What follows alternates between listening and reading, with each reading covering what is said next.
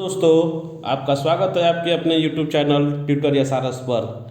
जैसा कि हम लोग जीवन परिचय के बारे में पढ़ रहे थे, तो इसमें हम आगे आज पढ़ेंगे भारतेंदु हरिश्चंद्र के बारे में, उनके जीवन परिचय के बारे में। तो अगर आप लोग को ये वीडियो अच्छा लगेगा तो अपने दोस्तों के साथ शेयर ज़रूर करिएगा और इसको लाइक और कमेंट ज़रूर करिएगा। तो चलिए हम पढ़ते हैं भारतेंदु हरिश्चंद्र जी के जीवन परिचय के बारे में।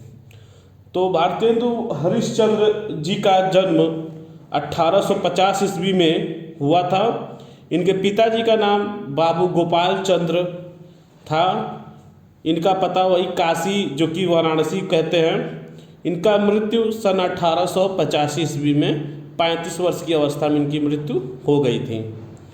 चलिए, भारतेंदु हरिश्चंद्र जी जो थे वो आधुनिक हिंदी साहित्य के जनक माने जाते हैं। इनका जन्म, पिता, मृत्यु, पता ये एक जगह लिखने का हमारा यह तात्पर्य है कि जब एग्ज़ाम में जीवन परिचय आए तो बस ये पॉइंट अगर आप जानते रहेंगे तो आप आसानी से इनके जीवन परिचय के बारे में लिख सकते हैं। चलिए, इनका जन्म 1850 ईस्वी में काशी में हुआ था। इनके पिता बापू गोपाल चंद्र गिरधर दास के उपनाम से कविता करने वाले एक श्रेष्ठ कवि थे। ये पुत्र पिता एक कदम आगे ही रहता है, यानी ये उस उक्ति इस चरितार्थ से प्राप्त होती है कि भारतेंदु हरिश्चंद्र जी के जो पिताजी थे वो अभी एक कवि थे, यानी कि कवि थे। और ये इनको बाल्यावस्था में, यानी कि ये 5 वर्ष की अवस्था में ही यह एक रचना लिखे, कविता लिखे, जो कि बहुत ही ज़्यादा लोकप्रिय हुआ। बहुत ही ज़्यादा इनका वो काव्य रचना कर इनको बहुत ही ज़्यादा इसमें प्रभाव मिला। और इनके बाल्यावस्था में ही इनके माता पिता की छत्रछाया इनके सर से उठ गई थी और इनकी वात्सल्यमयी छाया से वंचित रहना पड़ा। इसी कारण इनकी जो शिक्षा थी वो सुचारू रूप से चल न सकी और इन्होंने हिंदी, अंग्रेजी, संस्कृत, फारसी, मराठी, गुजराती इत्यादि कई भाषाओं में इन्होंने गहन ज्ञान प्राप्त किया। और 13 वर्ष की आयु में इनका विवाह हुआ। इनकी पत्नी का नाम मन्नो देवी था। और भारतेंदु जी साहित्य में इनकी रुचि सबसे ज़्यादा थी। सामाजिक कार्यों में भी ये बहुत ही ध्यान देते थे। साहित्य और समाज की सेवा में ये तन मन धन से समर्पित हमेशा रहते थे, जिसके कारण इन्होंने बहुत ही ज़्यादा ऋण ले लिया था। इनके बहुत ही ज़्यादा ऋण का प्रभाव इनके ऊपर पड़ गया था। और जानते ही हैं जब ऋण कोई ले लेता है तो उनके ऊपर चिंता कितने ज़्यादा होने लगती है। तो ये जो भारतेंदु हरिश्चंद्र जी थे, इन्होंने इतना ऋण ले लिया कि ये उसी की चिंता में हमेशा रहते थे, जिसके कारण इनके शरीर क्षीण होता गया। और सन 1885 ईस्वी में 35 वर्ष की अल्प आयु में ही हिंदी साहित्य का यह सूर्य सदा के लिए अस्त हो गया, यानी कि इनकी मृत्यु 1885 ईस्वी में हो गई। भाषा के प्रति जो इनका प्रेम था इस दोहे से व्यथित की जा सकती है, जबकि हम आपको इस दोहे के माध्यम से आपको बताना चाहते हैं। इसको हम लिख भी दिए हैं कि निज भाषा उन्नति अहे, सब उन्नति को मूल, बिनु निज भाषा ज्ञान के मिटे न हिय को सूल। यानी कि जो इनका ये दोहा इनके भाषा को जागृत करता है, इनके सामाजिक और साहित्य को भी जागृत करता है, यह इस दोहे से आपको प्राप्त होता है। इनके आगे रचनाएं थी, रचनाओं के बारे में हम बता रहे हैं। इनका जो कविता का जो संग्रह था, भक्त सर्वस्व, प्रेम सरोवर, प्रेम तरंग, सतसई श्रृंगार, भारत वीणा, प्रेम प्रलाप, प्रेम फुलवारी, वैजयंती और भी कई सारी इनकी कविताएं संग्रह थी, जो कि ये इम्पोर्टेंट है। कविता संग्रह जो था इनका वो आपको हम बता दिए हैं। अब इसके आगे हम बताते हैं नाटक के बारे में। तो इसमें आता है विद्या सुंदर, रत्नावली, पाखंड विडंबना, धनंजय, विजय, कर्पूरी मंजरी, मुद्रा राक्षस। मुद्रा राक्षस जो इनका नाटक है, ये तभी एग्जाम में पूछा जाता है। अपने डीएलएड 3rd सेमेस्टर के एग्जाम में पूछा गया है कि मुद्रा राक्षस नाटक किसकी रचना है। तो ये आप लोग याद रखें कि ये भारतेंदु हरिश्चंद्र जी की रचना है। भारत जननी, वैदिकी, हिंसा, न भवती, सत्य हरिश्चंद्र, श्री चंद्रावली, भारत दुर्दशा, नील देवी, अंधेर नगरी, सती प्रताप, प्रेम जोगिनी आदि। ये इनकी नाटक है। और अंधेरी नगरी ये आप लोग भी पढ़े होंगे, यह बहुत ही अच्छी कविता है और नाटक है जो कि आप लोग पढ़े होंगे और ये एग्जामों में पूछाता है कि अंधेरी नगरी किसकी रचना है। तो ये अंधेरी नगरी ये भारतेंदु हरिश्चंद्र की रचना है। अब इनके पत्र पत्रिकाओं के बारे में बताते हैं। तो हरिश्चंद्र नाम की जो मैगजीन थी वो भारतेंदु हरिश्चंद्र ही इसके लिखे हुए थे। कवि वचन सुधा भी इन्हीं की पत्र पत्रिकाएं हैं।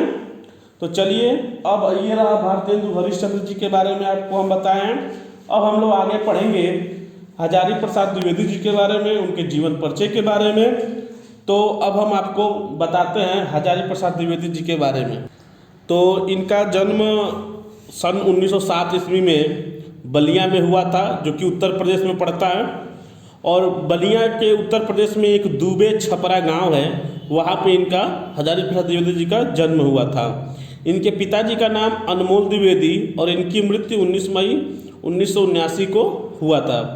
तो जैसा कि आप लोग को हर वीडियो में बताते आ रहे हैं कि इनका जन्म, पिता और पता और इनकी मृत्यु एक जगह हम इसलिए लिख रहे हैं कि आप लोग अगर ये याद रख लेंगे तो आप एग्जाम में जीवन परिचय इनका बना के भी आप लिख सकते हैं। तो सेम क्रम में आगे बढ़ते हैं कि हजारी प्रसाद द्विवेदी जी का जन्म 1907 ईस्वी में बलिया उत्तर प्रदेश जिले के दुबे के छपरा नामक ग्राम में हुआ था। इनके पिताजी का नाम अनमोल द्विवेदी और इनकी माताजी का नाम श्रीमती ज्योतिषमती था। इनकी शिक्षा का आरंभ संस्कृत में हुआ। जैसा कि आप लोग जानते हैं कि जो हमारी प्रारंभिक शिक्षा थी वो संस्कृत में ही थी, लेकिन आज के युग में, आज के समय में यह विलुप्त होते जा रहा है। अब विलुप्त एक तरीके से हो भी गया है कि संस्कृत में न कोई पढ़ता है, न कोई बोलता है, न कहीं इसका वाचन किया जाता है। यह एक विलुप्त होने के कगार पे है। यानी कि हजारी प्रसाद द्विवेदी जी की जो प्रारंभिक शिक्षा थी वो संस्कृत में थी। और इन्होंने काशी में, जो कि वाराणसी में, इन्होंने प्रवेशिक इंटर व ज्योतिष में आचार्य की परीक्षा उत्तीर्ण की। उसके बाद इन्होंने जो विद्यालय में अध्यापक, मिर्ज़ापुर में ये विद्यालय में अध्यापक भी हुए और वहाँ पर इन्होंने आचार्य क्षितिज मोहन सेन ने इनकी प्रतिभा को पहचाना कि ये कितना प्रतिभाशाली हैं, कितना विद्वान हैं, और वे उन्हें अपने साथ शांति निकेतन ले गए। ये वहाँ 20 वर्षों तक हिंदी विभाग के अध्यक्ष रहे। इसके बाद उन्होंने काशी हिंदू विश्वविद्यालय, वाराणसी एवं पंजाब विश्वविद्यालय के हिंदी विभाग के अध्यक्ष पद को सुशोभित किया। और देखिए, ये जो शुक्लोत्तर युग के ये सर्वश्रेष्ठ निबंधकार थे। अब लोग को एग्जाम में पूछता है कि शुक्लोत्तर युग के निबंधकार कौन थे, तो उनमें आप हजारी प्रसाद द्विवेदी जी का नाम लिख सकते हैं कि शुक्लोत्तर युग के सर्वश्रेष्ठ निबंधकार हमारे हजारी प्रसाद द्विवेदी जी थे।